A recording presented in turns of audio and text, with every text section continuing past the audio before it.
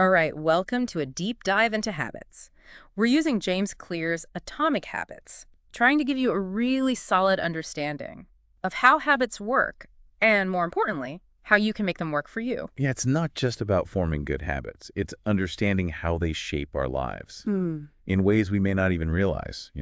So Atomic Habits starts off with this kind of crazy story about James Clear's own life-changing experience. He has this terrible accident in high school, baseball bat to the face, Oh, wow. broken bones, dislocated eyeball, the whole works. It took him years to recover. And it was that recovery that got him thinking about the power of small changes over time. It's fascinating how he connects that experience to the idea of compounding. Tiny gains day after day eventually add up to huge results. But of course, the same is true for negative habits. They can snowball into big problems before you even realize it. I think that's why it's so interesting that James Clear pushes back against the whole goals first mentality. I'm definitely someone who sets goals, but I've also noticed how that can lead to a kind of all or nothing thinking. You either hit your goal or you feel like a failure. Exactly. And it can make us overlook the importance of the process. Clear argues that focusing on building the right systems is the key to lasting change. So is the idea here that, Uh-huh. if we take weight loss as an example, it's not just about the number on the scale, right? It's about the daily habits of what you're eating, how much you're moving, those kinds of things. Precisely. The system, those daily actions, is what produces the result you're aiming for. I bet you've seen this in your own life. Think about a time when you were really successful at something. Was it because you had a clear goal and a way to get there day by day? That's such a good point. It makes you realize it's not just about willpower or motivation. It's about setting yourself up for success with the right systems in place. And a big part of that is understanding how our habits shape our identity. This is where it gets really interesting.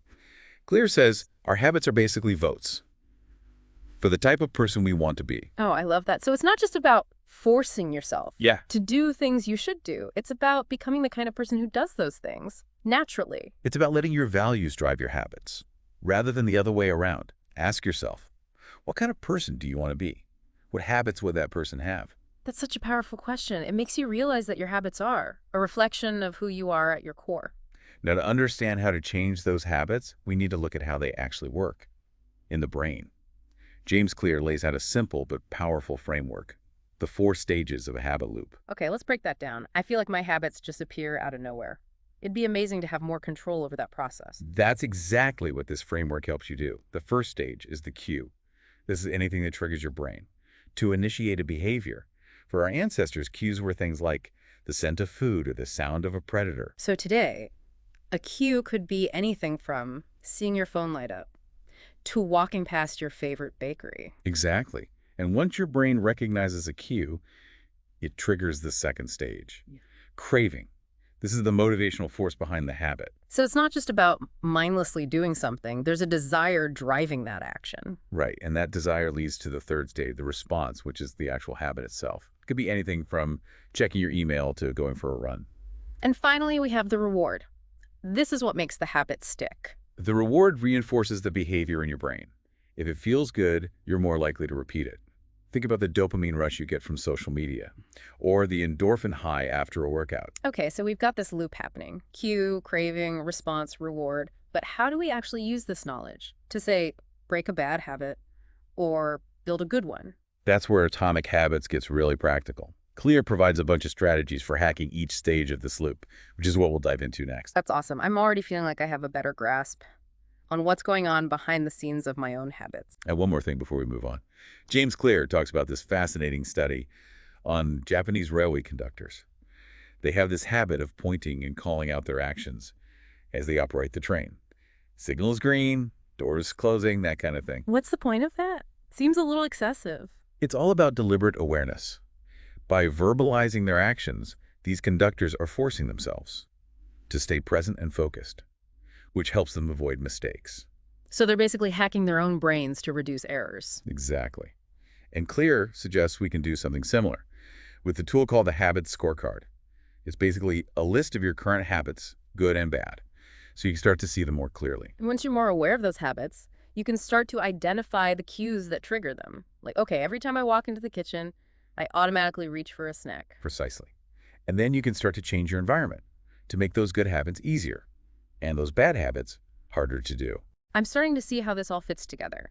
You've got the habit loop happening in your brain, but you also have your environment, your surroundings, playing a huge role. Exactly. And we're going to dig into that even further in the next part of our deep dive. I'm excited to hear more about those practical strategies. So we've talked about the habit loop and becoming aware of our habits, but what about actually changing our environment to support the habits we want?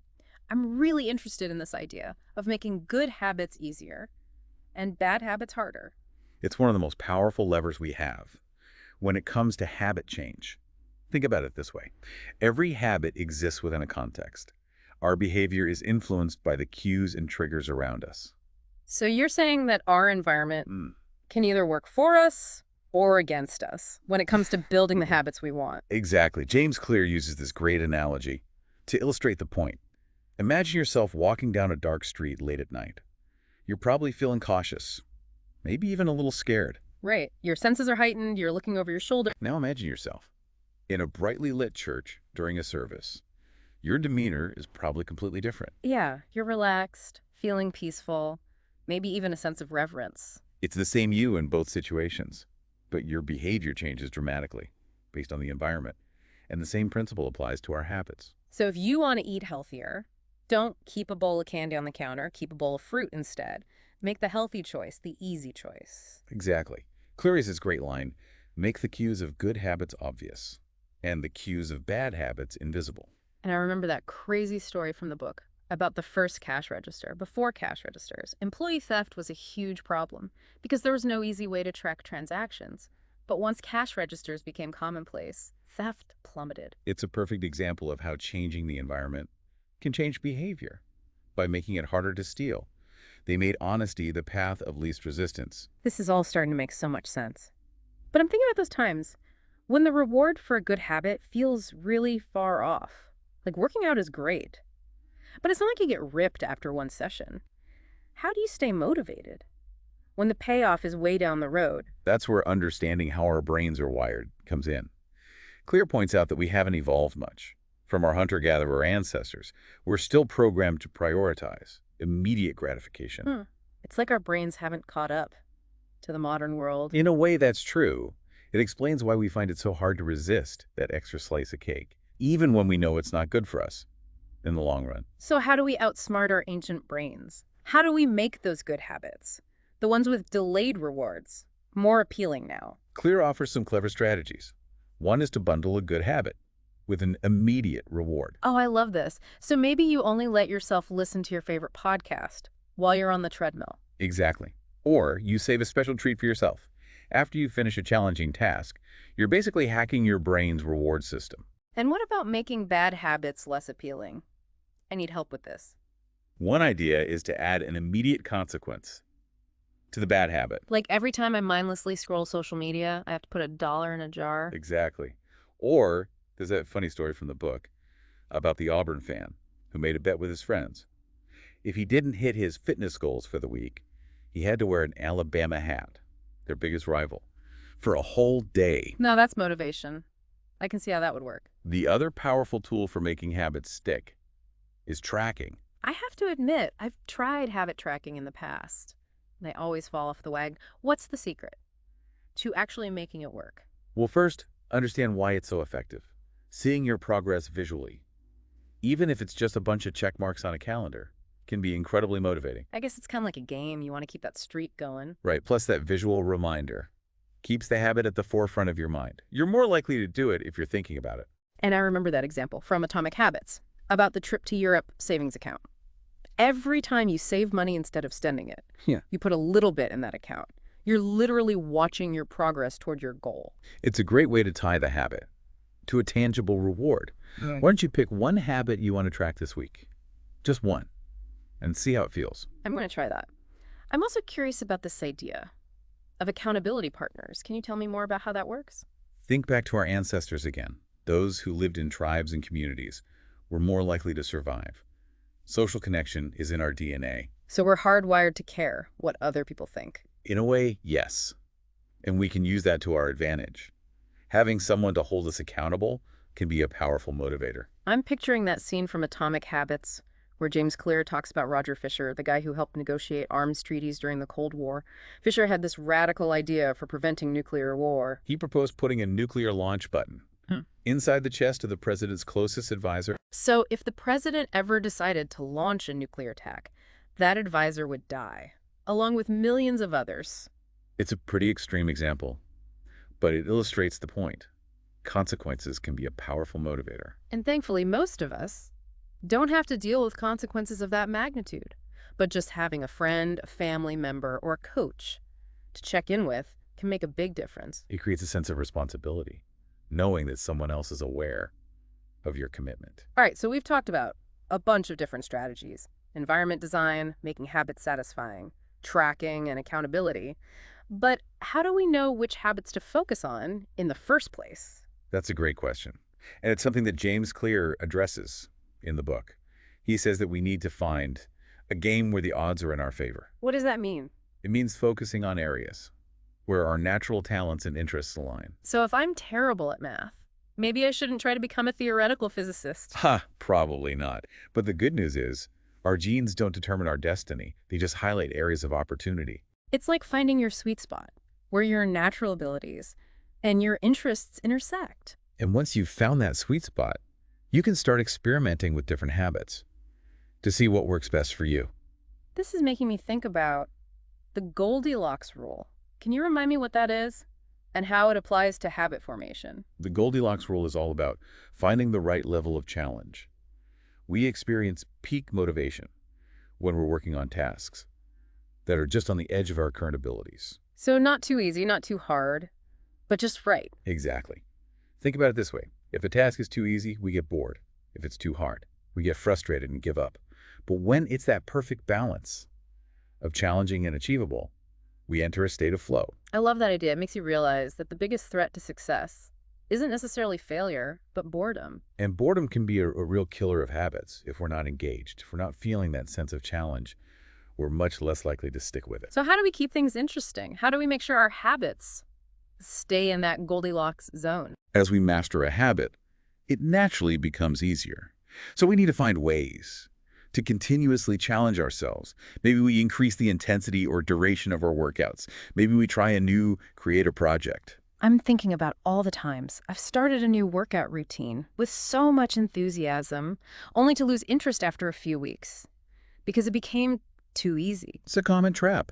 But if you're aware of the Goldilocks rule, you can anticipate that dip in motivation and plan for it. So it's about building in those challenges, those opportunities for growth, right from the start. Exactly.